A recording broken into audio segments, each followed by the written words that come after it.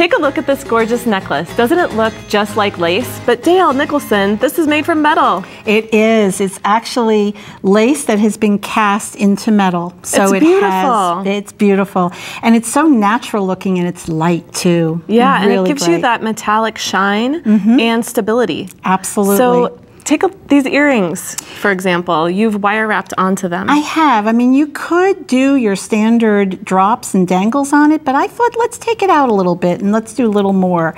So basically what I've done is I've used the 28 gauge wire to wire wrap, and it gives a little difference to the overall appearance. Yeah. Now, how do you get started? Okay, so I get started by cutting a length, and I don't cut a lot because you don't want the wire to kink.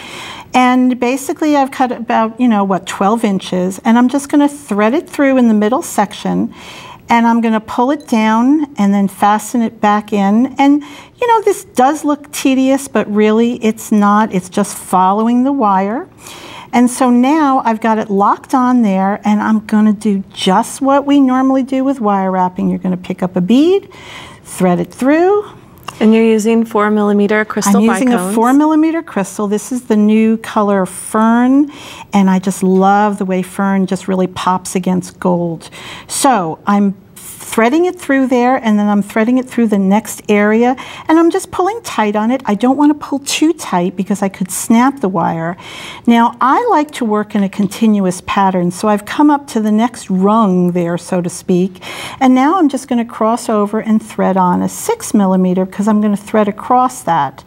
Well, here's one thing you need to know about wire. You need to keep that wire clean at the end, so I'm cutting off that little burr at the end, and I'm going to thread through. And look at what I'm doing. I'm just pulling over here, and I'm positioning it in, putting it into that little spoke again, and I'm just coming up right next to it. And you don't really have to pay a lot of time and attention on it. So look, it's already there. I'm just going to pull back against it, and I'm going to thread. And basically, I'm weaving or wire wrapping against it, but it disappears onto the gold piece. You don't even because you're see using it. that thin gauge of wire. And, this would be so gorgeous with any different pattern. And these taken from lace that have that filigree look where you're kind of filling in the negative space. And you know what's been fun? It's just, there's so many different crystal colors, and you keep on playing with the different varieties, and you find all different ways to work it. So now that I've come to this other side, I want to come back and do this bottom piece because I don't like to stop and start with cutting and wrapping on. So I'm working in a pattern. Yep. And so that's why I have my crystals laid out to have the 4mm and the 6mm. And so now I'm just coming back into that section there, and I'm going to do the same thing like I did in the beginning. I'm going to go into that spoke there, and I'm just going to pull tight. And like I said, you don't want to pull a lot, but you want to give it a little, grip against the pieces. Now, is there anything important to know about finishing the end once you've added all of your crystals? Good question. What I like to do is, well, here, let me skip on over to this one, and I can show almost as if I've ended over here. What you want to do is you want to wire wrap once or twice, and then you want to twist to another wire end. So if I was to be finishing this one up, I would pull it to the back, and I would try to match it up to where I started. Oh, so work your way back through the pattern. Work my way back, and then I'm going to do just a few little twists, and I hope the camera can get that, just a few little twists, and then I'm going to cut that piece off, and I'm going to tuck it with my pliers. The bent nose works great. I'm going to basically twist that back into the piece towards the front. So there's no snaggy So there's portion. no snaggy piece. And I always like to run my hand along it to make sure that nothing's gripping. Yeah, right. Especially if this is a pendant. You'd want to be really careful with that. Well, especially if it's earrings, because you don't want it to go against your neck. So obviously I would have finished the whole thing.